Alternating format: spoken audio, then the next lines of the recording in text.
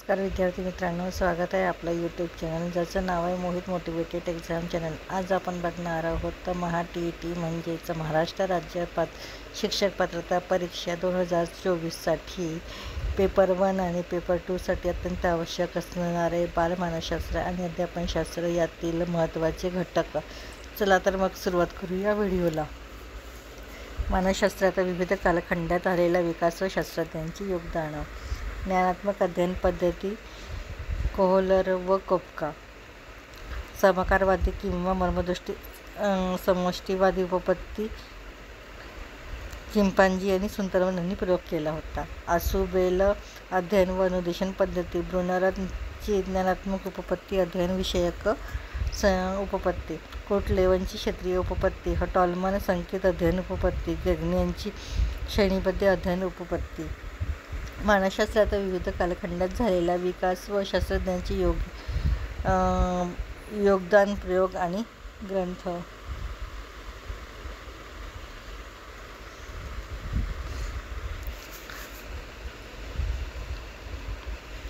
ॲरिस्टॉटलच्या मते आत्मीयतेचे शास्त्र म्हणजे मानसशास्त्र। प्लेटो याच्या मतानुसार व्यक्ती भिन्नता। ग्लुटिसियन्स याच्या मते चिकित्सक अभ्यास। मॅकडुगल यांच्या मते मानवी मत। विल्यम वूड यांची बोधात्मक अवस्था। डॉक्टर सिग्मंड फ्राइड यांची अबोध अवस्था। जे.बी. वॉटसन यांच्या मतानुसार वर्तन। किंग मॉर्गन रॉबिन्स यांचे मानव व मानवतर प्राणी। ॲरिस्टॉटल यांनी आत्म्याचे शास्त्र म्हणजे मानसशास्त्र। ग्रीकचे थोर तत्त्ववेत्ते होते। सेकंड आहे की इसवी सन 300 डिॲनिमा हा ग्रंथ लिहिला। त्यानंतर आहे मानसशास्त्राचा पहिला आद्य ग्रंथ डिएमिना आहे।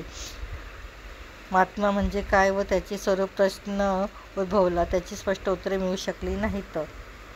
त्यानंतर दुसरा आहे प्लेटो यांनी व्यक्ती भिन्नता मांडली। ग्रीसचा विचारवंत होता। रिपब्लिक नावाचा ग्रंथ लिहिला।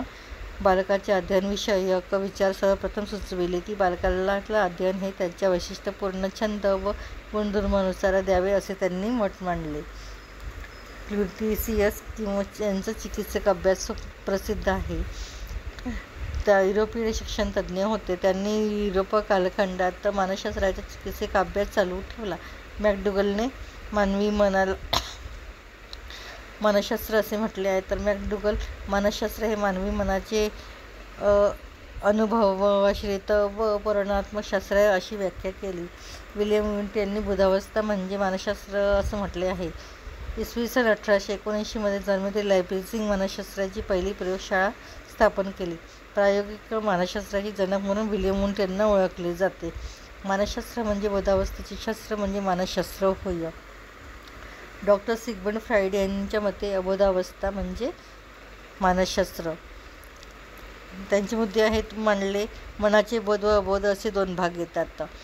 बोधावस्थेपेक्षा अबोध मनातील भावना, विचार व कल्पनांचा प्रभाव पडत असतो। मानसशास्त्र हे अबोधातील अनुभवांचेही शास्त्र आहे। त्यानंतर येतात वॉटसन यांनी वर्तनविषयक विचार मांडलेत। अमेरिकन वर्तनवादी अभ्यासशास्त्रज्ञ आहेत। मन व बोधावस्था जुगारून दिली। मानवी वर्तनाचे शास्त्र हे मानसशास्त्री अशी त्यांची व्याख्या आहे। त्यानंतर आहे 3 किंग मॉर्गन आणि रॉबिन्सन। मानव व मानवतर प्राणी यांचा अभ्यास मानसशास्त्रात केला जातो असे त्यांचे म्हटले आहे। मानसशास्त्राची वॉटसन यांची व्याख्येत व्यापकता आणून मानवी आणि मानवेतर प्राण्यांचं वर्तनाचे शास्त्र म्हणजे मानसशास्त्र अशी व्याख्या किंग मॉर्गन रॉबिन्स यांनी केली आहे। त्यानंतर आपण पुढील भागात बुद्धिमत्ता हा घटक बघूयात। व्हिडिओ आवडल्यास लाईक करा, शेअर करा आणि सबस्क्राईब करायला विसरू